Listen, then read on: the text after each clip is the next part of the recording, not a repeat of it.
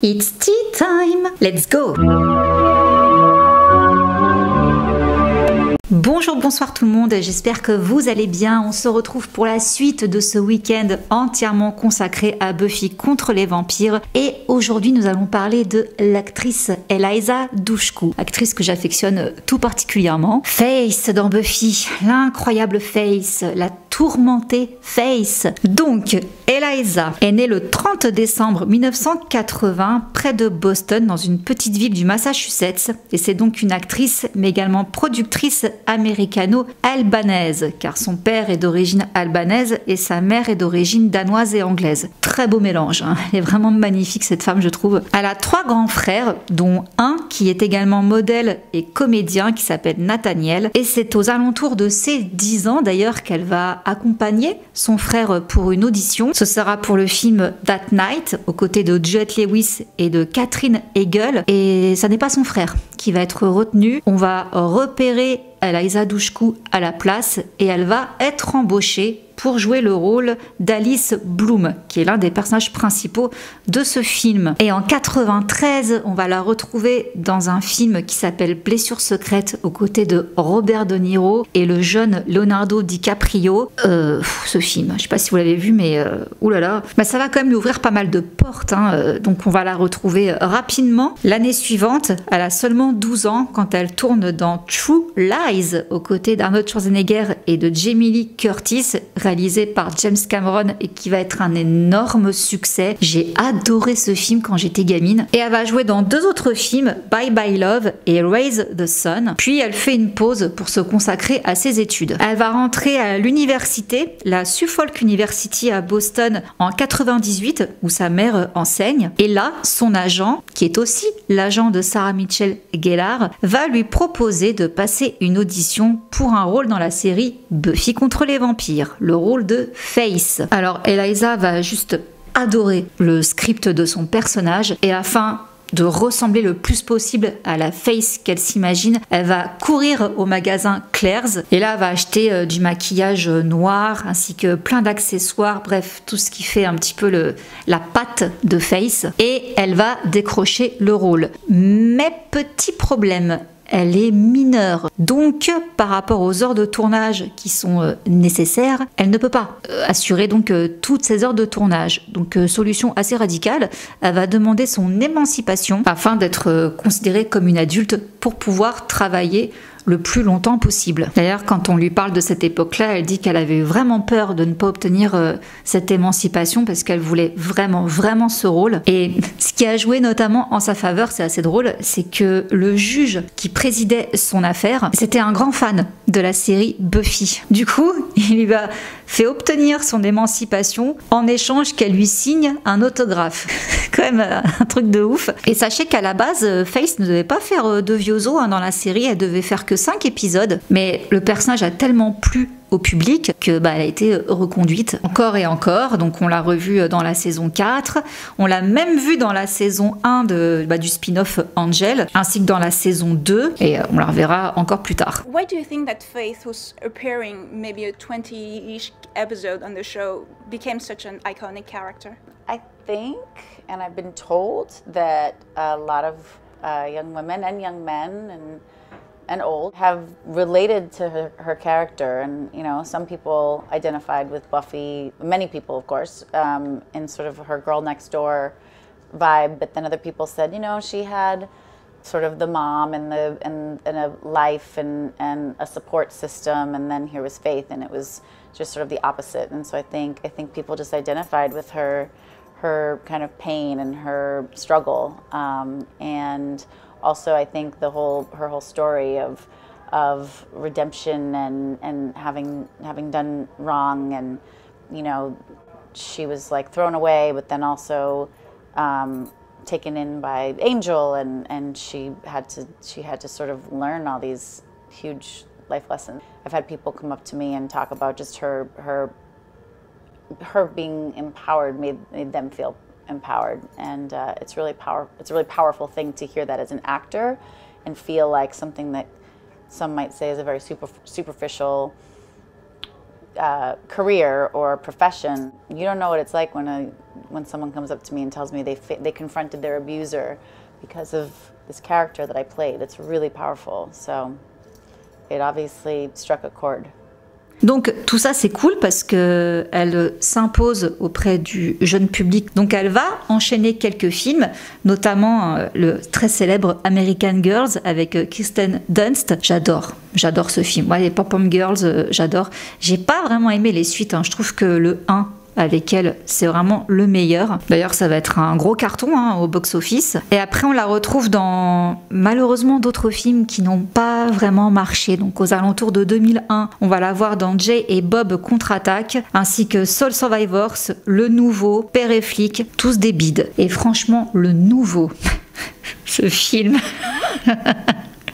Franchement, ok, il est naze, ok, mais c'est un de mes teenage movies préférés. Je sais pas comment vous dire, il est complètement barré en fait ce film et je sais pas, j'adore. Je passe un trop bon moment quand je le vois, car oui, je le regarde encore aujourd'hui et j'aime beaucoup ce film-là, mais je comprends pourquoi il a pas marché. On va aussi la voir dans 2 clips, un de Simple Plan et un de Nickelback. Puis on la retrouvera dans la dernière saison de Buffy. Elle revient pour faire, j'allais dire ses adieux, mais en fait tout le monde fait ses adieux puisque c'est le final. Et elle va être aussi prankée dans une émission qui à l'époque faisait fureur sur MTV avec Ashton Kutcher. Il s'amusait à piéger des stars. C'était hyper populaire à cette époque-là. Ça s'appelait Punk'd. Et donc après les échecs qu'elle a eu au cinéma, elle va tourner dans un film qui s'appelle Détour mortel, qui malheureusement à l'époque n'a pas eu un énorme succès, mais qui cartonne maintenant.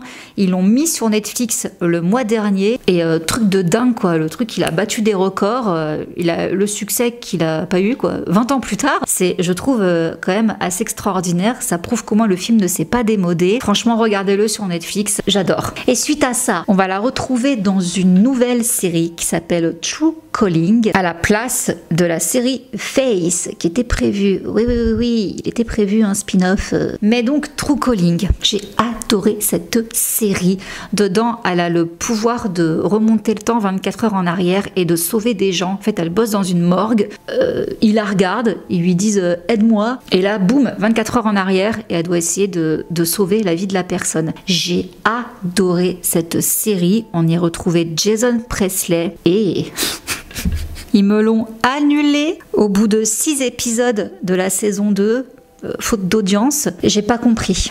Je n'ai vraiment pas compris. Autant des fois je sais que je peux aimer des navets, mais là, cette série avait un potentiel et en plus il n'y a même pas eu de fin. Franchement, elle se termine pas en fait si vous voulez. Ils ont vraiment juste bon, on arrête de tourner les gars, demain on revient plus quoi. Mais non. En plus ça allait partir vers un truc. Le scénario était génialissime, je suis dégoûtée. Si vous saviez, ceux qui ont vu True Calling comprennent. Je m'en mets toujours pas. Et en plus de ça, les fans s'étaient mobilisés parce que les critiques n'étaient pas mauvaises du tout, quoi. Elle avait même été nominée aux Teen Choice Awards et aux Saturn Awards dans la catégorie meilleure actrice dans une série télé dramatique. Mais voilà, la chaîne a décidé d'arrêter, quoi. Du coup, elle va faire du doublage. Voilà, elle va doubler son propre personnage dans le jeu vidéo de Buffy contre les vampires, Chaos Bleeds. Puis on la voit dans un film qui s'appelle The Kiss. On va la retrouver dans un épisode de That 70 Show, aux côtés donc d'Ashton Kutcher. Puis elle revient au cinéma. Donc elle va faire plusieurs films, dont un court-métrage, The Last Supper. Puis dans un film On Broadway. Ensuite on la retrouve dans Le Prix de la rançon. Dans un film aussi aux côtés de Macaulay Culkin, Sex and Breakfast. Dans un thriller horrifique, The Alphabet Killer, The Cover-Up, Bottle Shock. Tous des échecs, hélas. C'est dommage. Ils ont même pas traversé l'Atlantique quoi. Du coup, elle décide de revenir à la télévision et en 2007, elle va tourner un pilote de série télé qui s'appelle Nurses, où elle tient le rôle principal, celui d'une infirmière. Malheureusement, on le verra jamais, ça a été abandonné aussi sec. Du coup, elle va recroiser le chemin de Joss Whedon, qui est en train de développer une nouvelle série qui s'appelle Dollhouse, et elle va décrocher le rôle titre de cette série. Alors ce sera pour 2008-2009, seulement faute d'audience. En février 2009, ils décident de ne pas renouveler la série. Et pareil, les fans des dégoûté, hein. Il y avait encore eu des pétitions, tout ça, les critiques étaient pas mauvaises, mais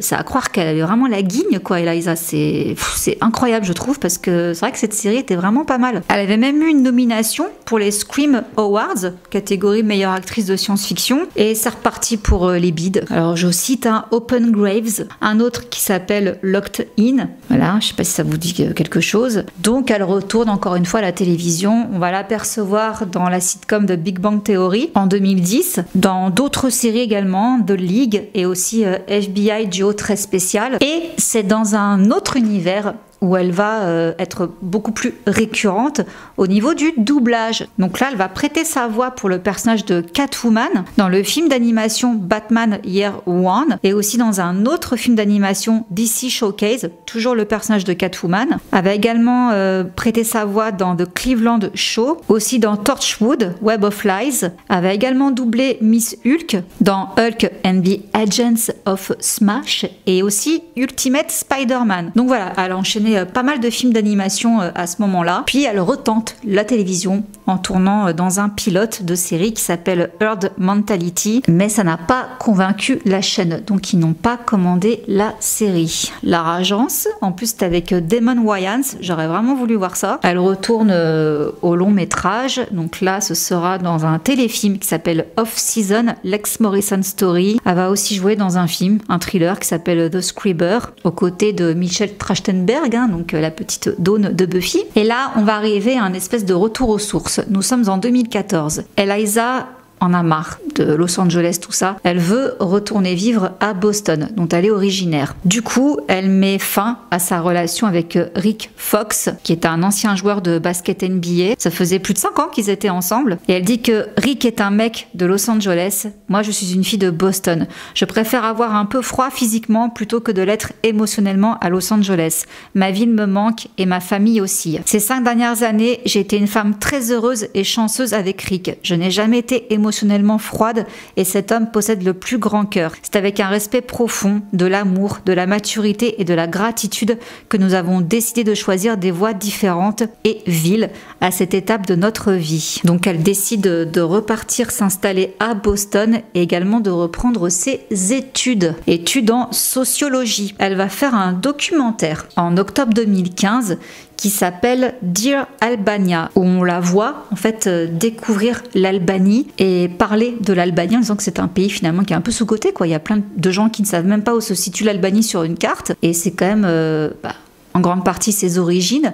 Donc elle est très fière d'être à moitié albanaise. Donc tout ça, on peut le découvrir dans son documentaire, donc Dear Albania, comme je vous ai dit. Et après, on va la retrouver dans une série qui s'appelle Banshee, lors de la dernière saison. Suite à ça, elle tourne dans un film qui s'appelle Jane Wants a Boyfriend. Et niveau vie privée, depuis 2016, elle est avec un homme d'affaires qui s'appelle Peter Palladidjan, avec qui elle se fiance en juin 2017. On la retrouve dans un téléfilm qui s'appelle The Saint, avec Roger Moore entre autres, puis dans un autre film qui s'appelle Héloïse, un thriller aux côtés de Chase Crawford. Et là, en mars 2017, elle va faire un discours sur la lutte contre l'addiction devant plus de 8000 étudiants à l'université de la New Hampshire aux États-Unis. Et là, donc, on va découvrir le sombre passé d'Eliza Dushku. Je vous cite: « Je suis une sœur, une fille, mais ce que peu de gens savent sur moi, c'est que je suis aussi une alcoolique et que j'étais accro à la drogue pendant de nombreuses années. La différence entre un alcoolique qui boit toujours ou un toxicomane qui continue de se droguer, c'est que moi je suis sobre. Je ne bois plus, je ne me drogue plus. Ça fait 8 ans et demi, et vous savez, je ne veux pas vous faire un sermon, je veux juste être honnête avec vous. » Donc elle déclare avoir commencé à toucher aux substances à l'âge de 14 ans, et elle dit que c'était drôle, avant que ça ne soit plus du tout drôle. Elle a perdu des amis à cause des substances, tout ça. Et le déclic, ça a été grâce à son frère. Je me souviens du jour où mon frère m'a dit qu'il ne voulait pas que j'approche de ma nièce parce qu'il ne me faisait pas confiance. Ça a été le déclic et j'ai décidé de me faire soigner. Donc elle a réussi à obtenir l'aide dont elle avait besoin et voilà, maintenant elle est sobre. Et juste après, il va y avoir une polémique.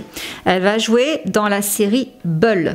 Donc c'est une série judiciaire aux côtés de Michael Weatherly, Dinozzo dans NCIS.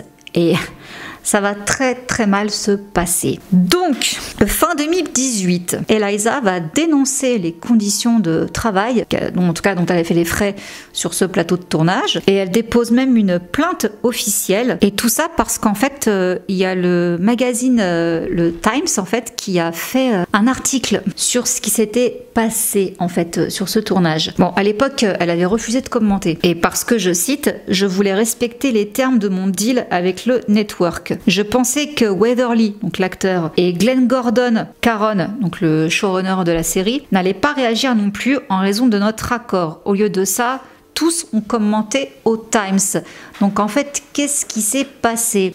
Elle a été virée de la série et on lui a donné 9,5 millions de dollars pour qu'elle la boucle, pour qu'elle ne raconte pas ce qu'il s'était passé. Donc dans le papier du journal, il était stipulé que Michael Weatherly taquinait pas mal Eliza Dushku sur le plateau de tournage en disant des trucs du style « Ah, voilà les jolies gambettes !» plus d'autres choses très, très salaces, très dégueulasses. Donc ça a dégénéré et c'est là où ça devient encore plus laid, toutefois c'était possible, c'est qu'à l'origine, elle était prévue au casting pour 3 épisodes, mais il était prévu de faire une série dérivée de cette série et on la voulait pour le rôle principal. On lui avait même promis. Sauf que Michael Weatherly, là, vu comment il lui parlait à un moment donné, ça va 5 minutes, donc elle a été le confrontée en lui disant « Bon, en gros, voilà, j'aime pas tes blagues là, détends-toi quoi. » Eh bien, lui, il a envoyé un texto au showrunner, là, Caron, en lui demandant de la virer, ni plus ni moins. Il lui a même spécifié qu'elle avait un déficit d'humour. Alors, je cite Eliza. « On m'a dit que le rôle serait un engagement de 6 ans à jouer une femme de premier plan intelligente et forte, une avocate confiante et puissante destinée à contrebalancer le rôle masculin existant, et que le rôle avait été écrit spécifiquement en pensant à moi. Cependant, au cours de ma première semaine de mon nouvel emploi, je me suis retrouvée la cible d'agressions verbales grossières, sexualisées et obscènes. J'ai subi un harcèlement sexuel quasi constant de la part de ma costard. C'était au-delà de tout ce que j'avais vécu au cours de mes 30 années de carrière. Il me flairait et me regardait de haut en bas d'un air méprisant. Hors scénario, devant environ 100 membres d'équipe et membres de la distribution, il a dit une fois qu'il m'emmènerait dans sa camionnette de viol et utiliserait du lubrifiant et de longues choses sur moi et me prendrait sur son genou et me donnerait une fessée comme une petite fille. Et donc, elle rapporte aussi qu'elle a demandé à son collègue là d'arrêter et qu'après le fameux texto qu'il a envoyé au showrunner, elle a été licenciée le lendemain. Je travaille comme actrice depuis que je suis enfant et j'ai signé d'innombrables contrats négociés en mon nom. Mais je n'ai jamais compris qu'il y avait des clauses d'arbitrage obligatoires qui seraient utilisées pour garder ce qui m'était arrivé secret et protégerait CBS et l'auteur de harcèlement sexuel, qui avait ouvertement exercé des représailles contre moi pour avoir tenté de mettre fin au harcèlement sur mon lieu de travail. Pour rappel, j'ai grandi à Boston avec 3 frères aînés et j'ai toujours été considérée comme un garçon manqué. Je me suis fait un nom en jouant une tueuse de vampire badass, qui est devenue une pom-pom girl brute de Los Angeles. J'ai travaillé avec de nombreux hommes de premier plan, notamment Robert De Niro, DiCaprio, voire David Boreanaz de CBS. Je sais gérer un vestiaire masculin. J'ai été dans l'émission de Howard Stern et j'étais embauchée par Kevin Smith pour un film où je portais un costume de chat en cuir noir. Je ne veux pas entendre que j'ai un déficit d'humour ou que je ne peux pas encaisser une blague. Je n'ai pas surréagi. J'ai accepté un job et parce que je ne voulais pas être harcelée, j'ai été virée. Et donc oui, à la place, ils ont signé un chèque de 9,5 millions de dollars en, comment ils appellent ça, compensation pour son temps et sa déception. Un pot de vin, autrement dit. Certains des égarements humoristiques de Michael Weatherly avaient en effet été filmés et conservés par l'actrice. Manque de peau. Donc elle dit qu'elle s'est sentie humiliée et rabaissée tout le temps qu'elle a bossé sur ce tournage et que à cause donc de ce contrat qu'elle avait signé, elle a fermé sa bouche pendant des mois et des mois. Mais quand il y a une enquête officielle contre CBS qui a été ouverte grâce au mouvement MeToo et vu le papier donc qui a été fait là par le magazine, elle s'est dit qu'il était temps effectivement d'ouvrir sa bouche. Alors Michael Weatherly de son côté, il s'est excusé en disant: le jour où Eliza m'a dit qu'elle n'était pas à l'aise avec mes paroles, mes tentatives d'humour, j'ai été mortifiée à l'idée de l'avoir offensée et je me suis immédiatement excusée. J'y ai repensé et j'ai réalisé que ce que j'avais dit n'était ni drôle ni approprié. Je suis désolée et je regrette la peine causée à Eliza. Et elle a également été soutenue par des amis du casting NCIS, tout ça. Je vois pas pourquoi Eliza mentirait là-dessus, surtout qu'à la base, il y avait un deal. Elle devait fermer sa bouche, elle l'a respecté. C'est eux qui ont commencé à l'ouvrir. Et du coup, je pense qu'il est logique qu'elle ait raconté sa version de l'histoire. Donc moi, perso, je la crois sur ce coup-là. Et je suis écœurée, complètement écœurée. Et ça s'arrête pas là. Parce que donc, on est en plein 2018, en plein mouvement MeToo. Et on va en apprendre encore une bonne concernant Eliza. Elle va poster un message sur Facebook le dimanche 14 janvier où elle dit avoir été violée à l'âge de 12 ans sur le tournage du film True Lies de James Cameron, donc avec Schwarzenegger et Jamie Lee Curtis, par l'un des principaux coordinateurs de cascade d'Hollywood. Donc ça s'est déroulé pendant le tournage du film en 94, et donc ce fameux coordinateur de cascade s'appelle Joel Kramer, et elle dit qu'il l'a couvert de compliments et d'attention durant le tournage, et qu'un soir il l'a invité dans sa chambre d'hôtel. Il l'aurait alors déshabillée avant de se frotter contre elle jusqu'à ce qu'il soit très content, si vous voyez ce que je veux dire. Pourquoi personne n'a trouvé son comportement de prédateur étrange?